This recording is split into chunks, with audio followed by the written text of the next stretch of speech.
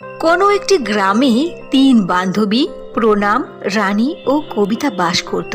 তাদের তিনজনের মধ্যে গভীর বন্ধুত্ব ছিল। তারা তিনজন সব সময় একসাথেই থাকতো, কোথাও গেলে একসাথেই যেত। তাদের তিনজনের মধ্যে প্রণাম ছিল সবচেয়ে বেশি বুদ্ধিমান। প্রণাম, রানী, তোমরা শুনেছো আমাদের বাড়ির পাশে জঙ্গলের কিনারে নাকি একটি জাদুর নদী আছে? হ্যাঁ হ্যাঁ, আমি তো শুনেছি, কিন্তু এটাও শুনেছি যে ওই জাদুর নদী খুবই ভয়ঙ্কর, এজন্য সেখানে কেউ যায় না। আরে চলো আমরা ওদিকে গিয়ে জাদুর নদী খুঁজি। যদি একবার পেয়ে যাই তাহলে আমরা অনেক ধনী হয়ে যাব। প্রণাম, তুমি কি বলো? ঠিক বলিনি আমি? শোনো কবিতা, নদী খুঁজে পেলে আমরা ধনী হয়ে যাব তা ঠিক, কিন্তু ওই নদীতে যাওয়া কখনোই ঠিক হবে না। ওটা অত্যন্ত ক্ষতিকর একটি জায়গা।